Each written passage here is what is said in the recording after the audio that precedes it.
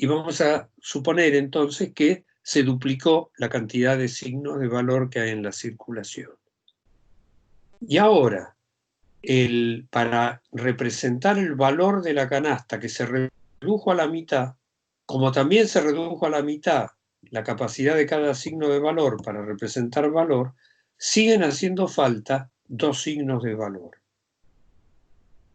Y entonces, al obrero se le siguen pagando 2 billetes de libra, 2 monedas de libra, su salario nominal no cambió, su poder adquisitivo no cambió, pero el valor que está encerrado en el valor de su fuerza de trabajo se redujo a la mitad.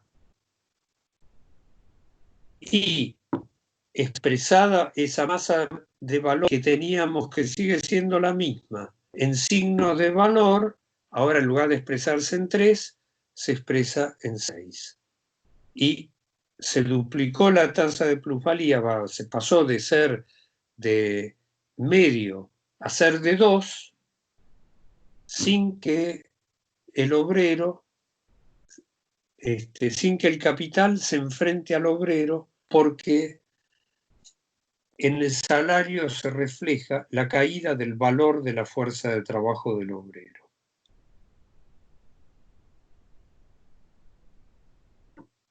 Entonces, ¿qué es lo que hacen los estados nacionales en general?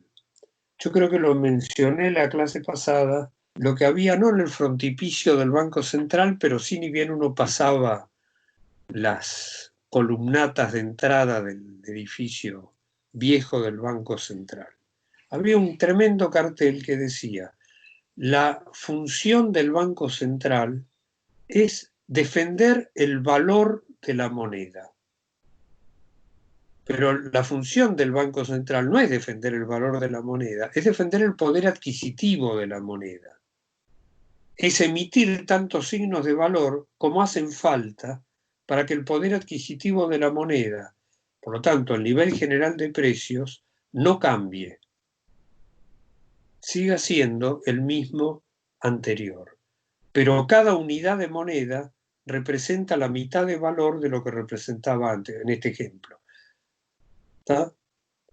Entonces no es que sostiene o defiende el valor de la moneda. Lo que hace es defender el poder adquisitivo. Luego, cuando aumenta la productividad del trabajo, baja el valor de la fuerza de trabajo, vamos hasta acá, el poder adquisitivo se conserva y entonces no baja el salario nominal.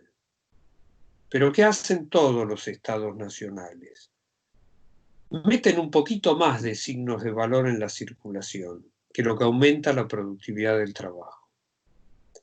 Y cuando meten un poquito más de signos de valor en la circulación, lo que logran es que aumente el nivel general de precios. Los estados son deudores, todos, salvo el estado chino. ¿Tá? Los demás son todos deudores.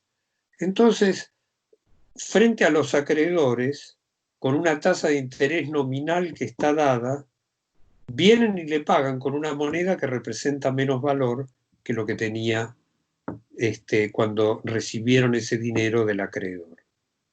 Y entonces con eso se compensan parte. La Argentina no puede compensar porque la deuda, la que tiene en pesos, la más que compensa, la tasa de interés real es negativa, pero Estados Unidos la que tiene en dólares y en general la compensa y paga el Estado con una moneda que representa menos valor, con lo cual neutraliza su tasa de interés.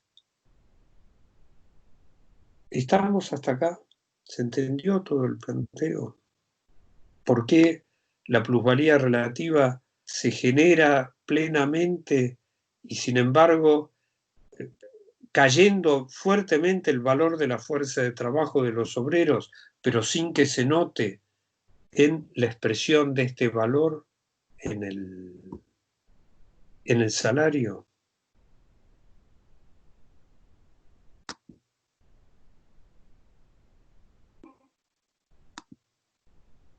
Mucho más claro, Juan, la verdad. Los gráficos fueron muy ilustrativos para la clase. Me costó hasta las 2 de la mañana. A las 2 de la mañana no era este gráfico y dije, pero esto no está bien hecho. El gráfico era distinto a esto, no está bien hecho. ¿Qué es lo que no estoy haciendo bien con esto?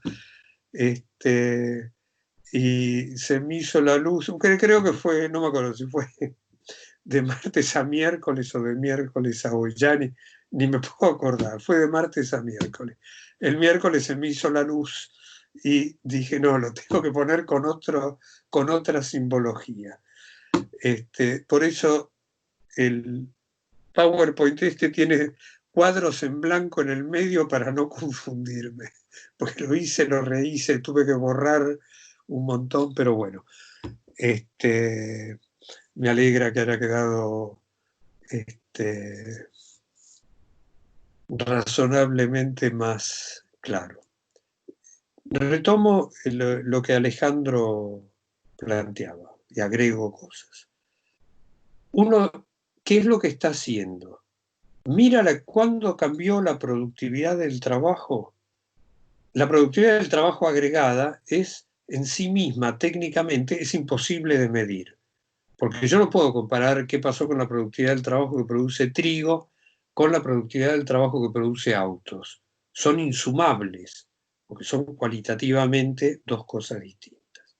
E incluso tengo el problema, cuando quiero medir la evolución histórica de la productividad del trabajo, un auto de hoy, comparado con un auto de principios del siglo XX, son dos valores de uso sustancialmente distintos.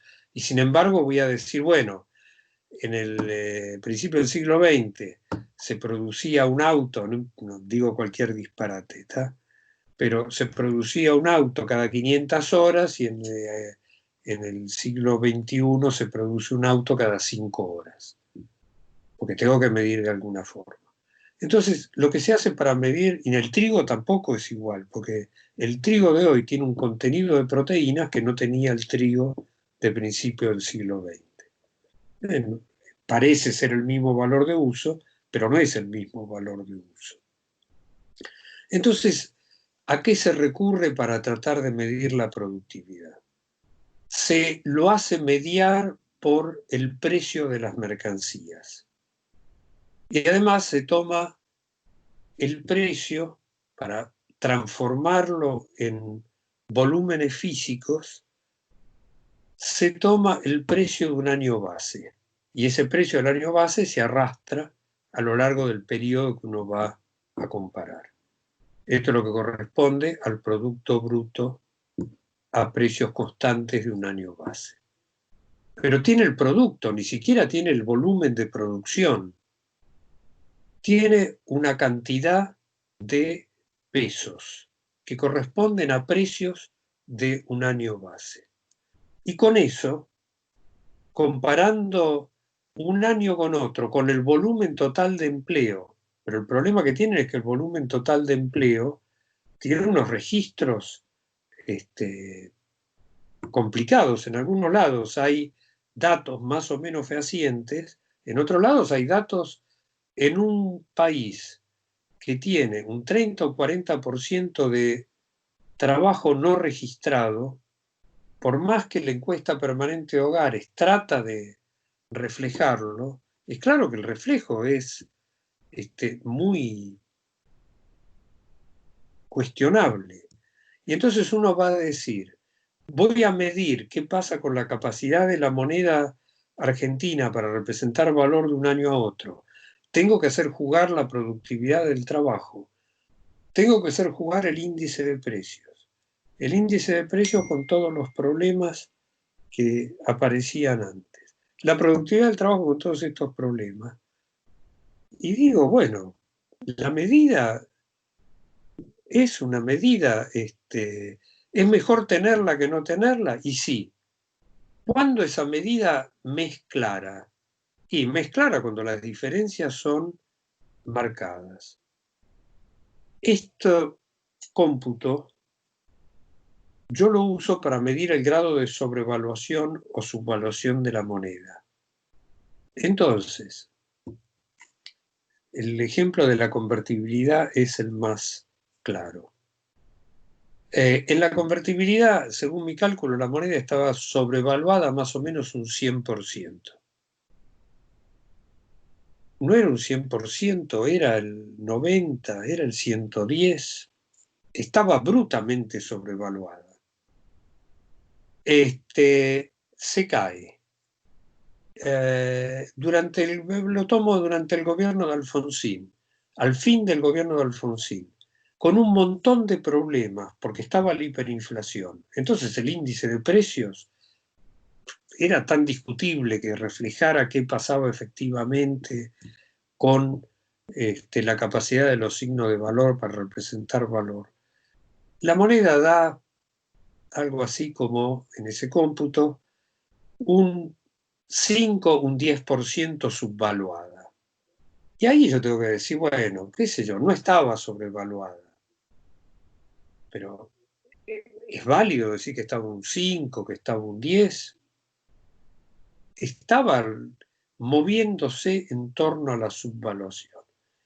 Cuando viene el gobierno kirchnerista, al final del gobierno kirchnerista, hay momentos que la moneda en el 2014, antes de la devaluación, la moneda está tan sobrevaluada como durante la convertibilidad. Es unos meses, porque después con la devaluación no está tanto. Con el macrismo hay una primera devaluación y la moneda sigue sobrevaluada. Ahora, con lo que ocurre en el año 2018 y 2019, con la evolución relativa entre los índices de precios y el tipo de cambio, la moneda pasa a estar, para mis cálculos está más o menos en la paridad. Ahora puede ser que esté un poquito sobrevaluada, pero es claro que hay una muy fuerte devaluación real. Eso implica que una masa de riqueza social que se apropiaba en la Argentina, que se apropiaba vía la sobrevaluación por algún sujeto social, ¿qué pasa cuando la moneda está sobrevaluada? Se importa barato y se exporta por debajo del precio del mercado mundial. Entonces tiene que haber salido de ahí este movimiento. Cuando se remiten utilidades al exterior con la moneda sobrevaluada, la moneda esa se multiplica la capacidad de compra. Si a mí por cada peso me tienen que dar 50 centavos de dólar y voy por cada peso me dan un dólar entero, mi moneda que tenía una capacidad para representar valor que equivalía a medio dólar, cuando lo llevo al mercado mundial ahora tengo un dólar entero para comprar.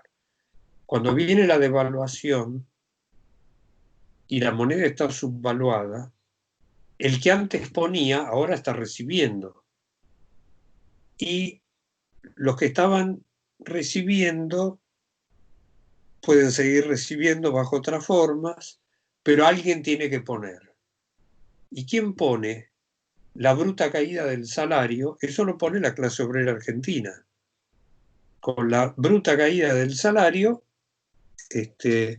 los que ponemos esa riqueza social que con la sobrevaluación venía de una fuente y ahora era apropiada por otras, pasaba a otras manos, esas otras manos siguen apropiando riqueza, entonces la fuente dejó de ser el que ponía eso con la sobrevaluación, la fuente pasó a ser la bruta caída del salario. Esto simplemente para llevarlo todo el desarrollo a condiciones concretas. Pero la medición es una medición que uno tiene que justificar por qué la está usando, qué necesidad tiene de medir eso y con qué precisión considera que está midiendo.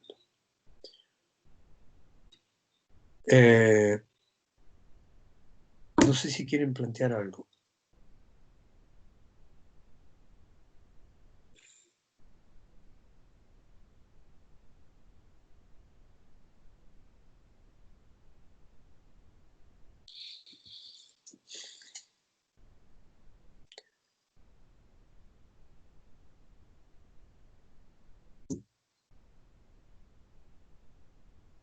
Yo miro con esperanza que algún micrófono deje de tener la tachadura y pase a estar abierto, pero por más que miro no veo Yo tengo ninguno. una consulta, Juan. ¿Los Eh, obreros por sí mismos tienen capacidad de aumentar la productividad? a ver, miremoslo en la unidad de la cosa. Cuando uno lo mira y lo mira en la determinación más simple, en la cual el capitalista es el que personifica al capital, los cambios en el proceso técnico, que son los que sostienen el aumento de la productividad, están personificados por el capitalista. Después, la productividad aumentada es la productividad del trabajo de los obreros. Ahora, especialmente en el trabajo manual, donde el conocimiento brota de la práctica del trabajo, no se puede adquirir el conocimiento del trabajo manual fuera del proceso de trabajo. El capitalista, el obrero, le pertenece al capital dentro y fuera del proceso de producción. Pero dentro del proceso de producción, la experiencia del obrero encuentra modos de aumentar la productividad de su trabajo, formas en las cuales su trabajo se puede hacer con menos gasto de fuerza de trabajo. Por un lado. Por otro lado, y esto hace a la división del trabajo en la manufactura, había un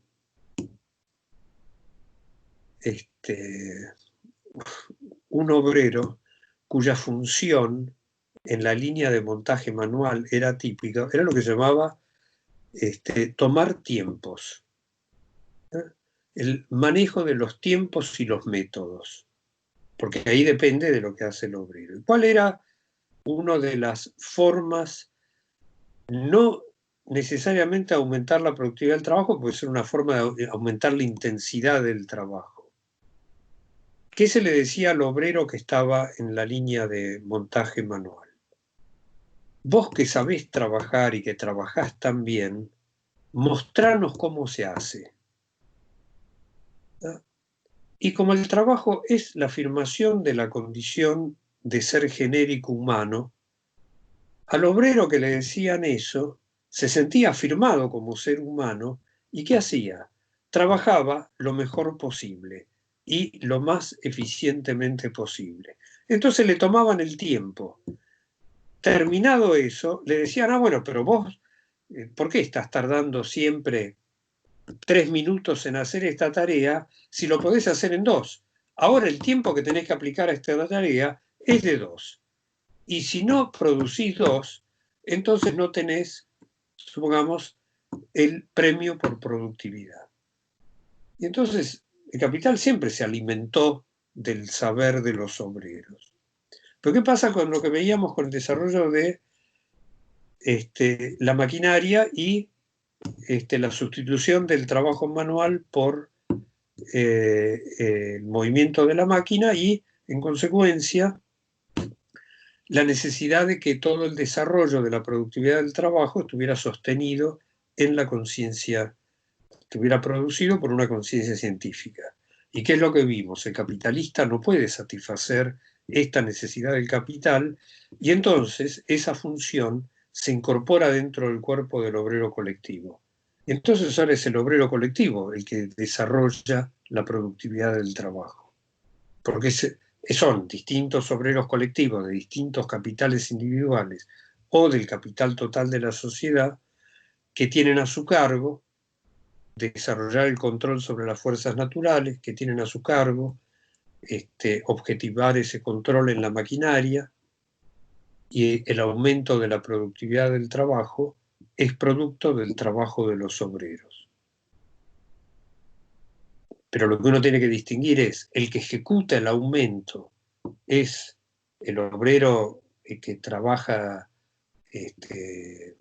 en el proceso inmediato de producción,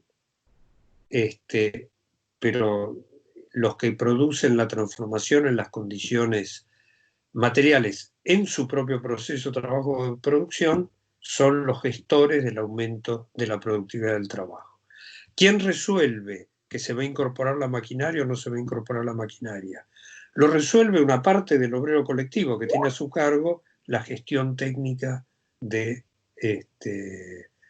esta cuestión. Entonces, bueno, en estas cuestiones de la virtualidad, Diego, que hizo la pregunta, acaba de informar que nada de la respuesta le llegó. Pero espero supongo que quedó grabada, así que vas a tener que oírla sin posibilidad de intervención sobre la pregunta. Bueno, yo tenía intención de avanzar con otra cosa, pero hoy ya no va a ser posible. Entonces, la estructura de la próxima clase va a ser medio lo que nos habíamos planteado para hoy. ¿Qué es? Vamos a volver a mirar qué es lo que quedó pendiente cuando uno terminó el recorrido que hace Marx en el tomo 1. ¿Por qué seguir? ¿Qué es lo que se queda? ¿Qué preguntas hay? ¿Qué contradicciones no están resueltas? Y nos vamos a detener a mirar entonces el carácter de esas contradicciones y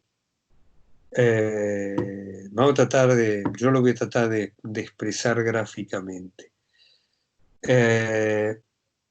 Algo que está en el tomo 1, pero está implícito en el tomo 1, está al pasar, pero abre la necesidad de seguir. Vamos a mirar muy brevemente de vuelta lo de los 3 ciclos del capital, porque nos faltó además un pedacito, y después vamos a mirar toda otra contradicción que se va a ir desarrollando. Y para todo eso vamos a tratar de hacerlo con los gráficos, porque verbalmente va a ser muy difícil de seguir. Pero vamos entonces a tratar de terminar el desarrollo de toda la primera sección del tomo 2 y eventualmente también la segunda sección del tomo 2, la parte de la reproducción del capital total de la sociedad, que es la construcción de un modelo. Así que esa, más o menos. ¿Estamos con esto? Uh-huh. ¿Alguna cosa?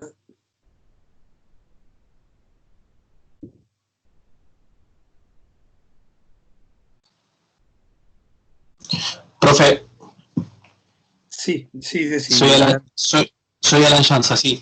Yo hace más o menos un mes que no me estaba conectando, se me estaba complicando conectarme y demás, pero nada, ahora puedo obviamente conectarme y nada, ya estoy trabajando sobre las 2 preguntas y calculo que en breve, esta semana o la otra, ya se las envío. Bueno, fenómeno. Vos me habías mandado un mail de todas formas que estabas escuchando las grabaciones, puede ser. ¿Fuiste vos? No, capaz que fue otro compañero. Hay alguien que me había mandado diciendo que no se podía conectar, pero que tenía las grabaciones. Bueno, con las grabaciones, por ahí te podés ayudar para el periodo anterior. Fenómeno. Sí. Bueno, me alegro que te hayas podido conectar. ¿Vos estuviste conectado alguna vez al principio? Sí, hace 3 semanas, digamos. Bueno, yo te tenía... yo había anotado más o menos quiénes se podían conectar y quiénes no, para ver cómo se podía resolver la situación de los que no. A vos te tenía anotado como que estabas, y después sí, como que no estabas en la cosa. Las grabaciones las pudieron seguir bajando al lugar este archivo común que Sí, yo particularmente lo que hago es entrar a la conversación, digamos, y descargarla en la computadora. bueno, tenés todas porque faltaban en el pozo común, como el Skype borra las de más de 30 días, en el pozo común faltaban algunas. Entonces, por Ya, no, a ahí... medida que las voy las vas borrando, usando son pesadas. sí, sí, sí, está. Entonces Yo, no hay... pero bueno, si eso... yo ya le pedí a Manuel Espro que me ayude a poner el link en el aula virtual, así quedan ahí. Pero bueno, entonces con esto seguimos el martes. Y para quienes quieran participar el sábado, nos vemos el sábado o nos vemos el martes nuevamente. ¿Está? Ok.